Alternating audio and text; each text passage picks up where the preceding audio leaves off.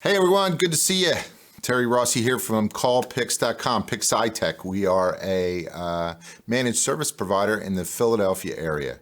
And today I wanted to talk to you about some red flags you should be looking for in every email you get. I can't tell you how often someone's email account is compromised because they clicked on something that they shouldn't have. To be perfectly honest, it actually happened to one of my employees today, and their account credentials were compromised, and they sent out over 2,000 emails in the span of an hour. So we locked it down, shut it down. Luckily, it wasn't malicious, but it was spam, and it was coming out of our domain. So it doesn't look good.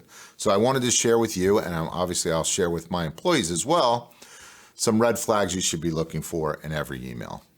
So the first one is in the from address. So if you don't recognize the person that's sending you the email, that could be a problem. If the email is from someone outside your organization that's really not related to your job responsibility, that could be a problem. If the email was sent from someone inside your organization but is a little out of character or doesn't really fit the mold of the way they normally communicate with you, then that could be a problem. If their address has a suspicious domain in it, and this is a trick that everyone uses a lot, like in the example there, Microsoft-support.com, but if you look closely, Microsoft is spelled wrong, and there are certain characters that look very similar on a computer that are actually totally different. A good example would be an I and an L, or a 1 and an L. If you don't know the sender personally and you can't vouch for them, then I'd be very curious or cautious about what's inside the message. If you don't have a business relationship with this person and they're sending you email, that could also be a red flag. And anything with an unexpected link in it or attachment should always be looked at carefully. Then on the to address, sometimes you'll see what's called a dictionary attack. And that's when you're listed on the CC or the to line, the to line or the CC line, and you're listed with a bunch of people that their name starts with the same letter as your name. So for me, it might be Terry at, Tom at, Tony at, straight down a line. That's what's called a dictionary attack. They're just sending to every name that they have in their Rolodex, if you will. And you might also be CC'd with a bunch of people you don't know. That could definitely be a red flag as well.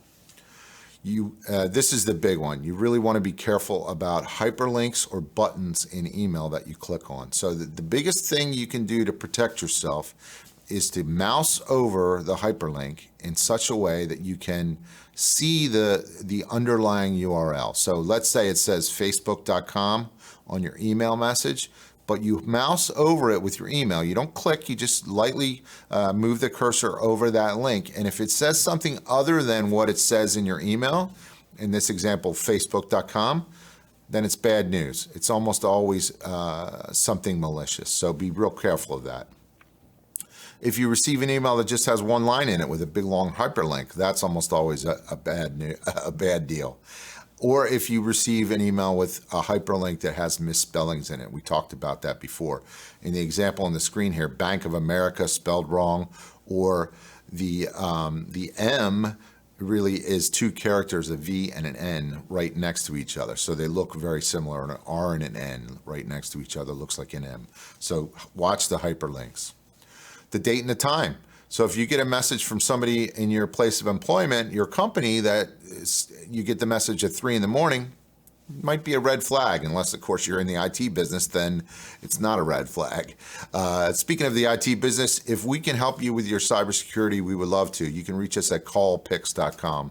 And, this is what we do all day, every day. So in the example today where we had an employee that made a mistake, and believe me, that still happens, even though we train, even though we test, even though we educate, it still happens. You also need a company that knows what to do when that happens, so you can lock it down quickly, minimize the damage, protect your reputation with your clients and your business partners, and that's exactly what we do for our customers. So the subject line, sorry, I went one too many there. The subject line. Did you get a subject line that doesn't have context or is not congruent with the rest of the body of the email? That's, again, either a digital marketer or it's a spammer or somebody that's trying to get credentials out of you. Or if you got a reply to an email that you never sent, that's a trick to get people to look at or open emails. They use the RE colon, the reply, and they make you open or look at that email because you think you're part of a conversation that you're really not. The last thing, or not the last thing, but the second to last thing is attachments, right? Did the sender include an email attachment that you weren't expecting? So this is typically what you will see. Like, for example, today in this example, in this problem that we had today, the email that went out had a PDF attachment, and it referenced the fact that it was a new secure type of PDF and that you would have to put in your credentials. Well, the good news is there's almost always a misspelling in the subject, or I'm sorry, in the content of the email, and that's a dead giveaway. For whatever reason, these foreign hackers can't get their English right. I don't know why. There's plenty of sites that help you with your English for free, so you think they get a little smarter about that. But almost always, it's not worded correctly. The English is not quite right. And if there's any attachment from anyone that you're not expecting, for God's sakes, don't click on it. Just, either delete the message or call the sender, ask them if it's valid, ask them if they sent you something. Never click on anything that's an exe or any kind of executable file. Most email servers won't even allow this anymore, but they still, attachments can still have malicious code, so you want to be careful about that.